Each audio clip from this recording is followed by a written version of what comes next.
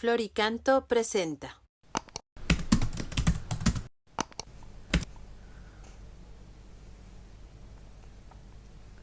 Número 46 del Compendio del Catecismo de la Iglesia Católica. Pregunta: ¿qué nos revela Jesucristo acerca del misterio del Padre?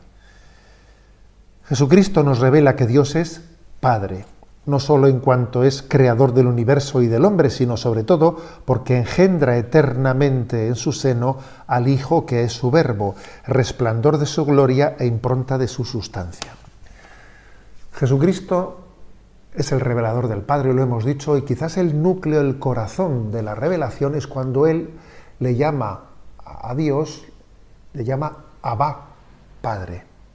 Fijaros que el término Abba, que es un término arameo, está pronunciado en la lengua natal, la lengua natal de Jesucristo, es de esas pocas palabras que llamamos ipsísima verba, es decir, palabras dichas por el mismo Jesucristo, ¿no? Eloí, Eloí, lama sabactani. O sea, el Evangelio ha conservado algunas pocas palabras sin traducir, tal y como salieron de la boca de Jesús, y posiblemente la perla preciosa entre esas ipsísima verba, entre las palabras dichas por el propio Jesucristo como efetá, etcétera, una serie de palabras, la palabra joya, la joya de la corona es Abba, Abba, Padre. Porque el término Abba, llamarle a Dios papá, en euskera, en nuestro idioma, en el País Vasco decimos aitá, aitacho, papá, papaíto, supone un grado de intimidad con Dios que incluso causaba escándalo. Pero ¿qué confianzas tiene con Dios? ¿Pero cómo es posible que a Dios le llame Abba? ¿Pero qué intimidad es esa? Que era hasta escandalosa, ¿no? Y que pudo ser también, ¿no?, uno de los detonantes en ese rechazo que finalmente se le hace a Jesucristo. Por eso la palabra Padre es clave, es una palabra clave. Quizás la palabra Padre tiene dos significaciones. Una es el sentido de origen de todo y a una autoridad trascendente. Decir que Dios es Padre es que es autor de todo cuanto existe, pero hay otro concepto, otro matiz en la palabra Padre, que no solo es el origen de todo, una autoridad trascendente, es el sentido bondadoso. Es alguien que es solícito con nosotros, que cuida con nosotros, que cuida, obviamente eso también significa Padre. Bueno, no hace falta decir, pero lo voy a decir porque creo que también es importante entender que la revelación se sirve de términos humanos, de experiencias humanas, pero al mismo tiempo también la supera, ¿no? Dios trasciende la distinción de sexos, ¿no? Nosotros distinguimos entre padre y madre. Decir que Dios es Padre no es decir Dios es de sexo masculino, obviamente eso no es así. O sea, es decir, ha utilizado ese término, pero en la distinción hombre y mujer, padre y madre, no cabe aplicársela a Dios, porque Dios la paternidad, la maternidad en Dios se identifican, ¿no? Se identifican. Ahora bien, Dios se ha revelado como Padre, o sea, ha utilizado el término de Padre y nosotros no tenemos, ¿no? O sea, no sería lícito el que nosotros dijésemos, pues vamos a hacer aquí un lenguaje inclusivo, no vamos a cambiar el texto de la Sagrada Escritura y donde diga Padre vamos a poner Padre, Madre, no somos quienes, ¿no?, para hacer tal cosa.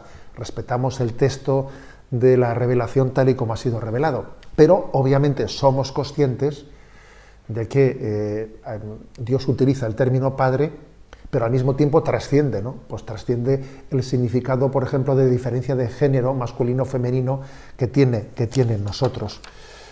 Lo importante es que entendamos que el término Padre, tal y como este punto 46 del compendio subraya, por una parte hace referencia a que Dios es creador del universo y Padre de todo cuanto existe.